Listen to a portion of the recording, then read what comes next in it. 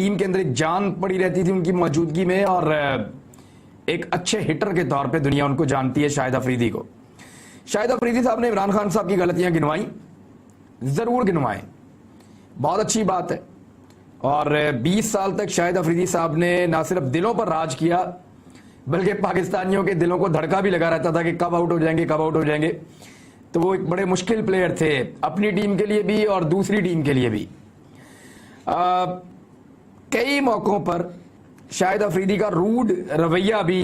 ان کے فینس نے برداشت کیا، انہوں نے گیند کو چک مارا، اس کو بھی ان کے فینس نے برداشت کیا، اور ہر چیز معاف کر کے لوگ ان کو پیار کرتے رہے ہمیشہ، اور آج بھی پیار کرتے ہیں۔ وہ ضرور عمران خان پر تنقید کریں، کیونکہ آپ کچھ بھی کام کرتے ہیں، پولیٹکس میں آپ کا حق ہے اور جمہوریت میں آپ اپنی رائے دے سکتے ہیں، لیکن صرف ایک گزارش ہے، جہاں پہ شاہد افریدی صاحب عمران خان صاحب پر کھل کر تنقید کر رہے ہیں، وہاں تھوڑا سا شاہد افریدی صاحب اگر یہ بتا دیں کہ کیا انہوں نے کبھی شہباز شریف پر یا حمزہ شہباز پر ان کے اکاؤنٹوں کو لے کر، اربوں روپے کی ہیر پھیر کو لے کر، ان کی منی لانڈرنگ کو لے کر کبھی کوئی سوال اٹھایا، کبھی کوئی تنقید کی، یا مے فیئر اپارٹمنٹس کے اوپر کبھی سوال اٹھایا، یا کبھی شاہد افریدی نے پوچھا ہو کہ میری لندن تو کیا پاکستان میں بھی کوئی پراپرٹی نہیں ہے، تو یہ جو جھوٹ آپ نے بولا تھا وہ کیوں بولا؟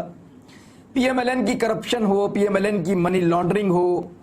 اور ان کی جو غلطیاں جس کی سزا یہ قوم بھگت رہی ہے،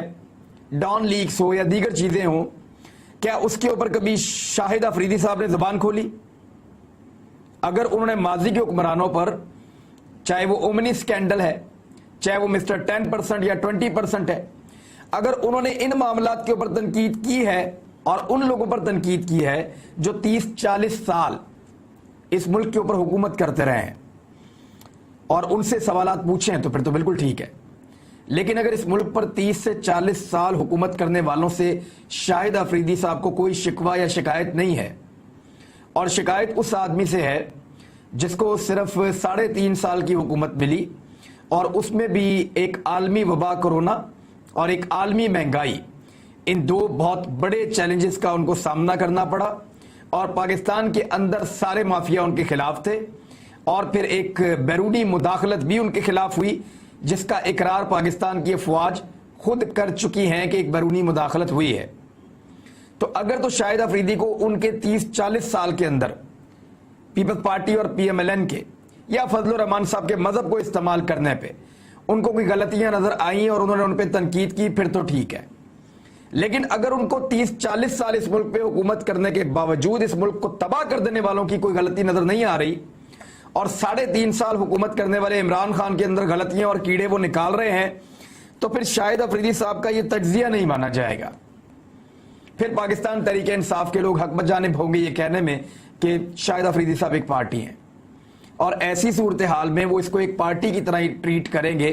یعنی ہر کوئی یہی کرے گا کہ اگر آپ ایک پارٹی میں ہیں تو باقی جو اپوننٹس ہیں وہ آپ کی مخالفت کریں گے، اور جو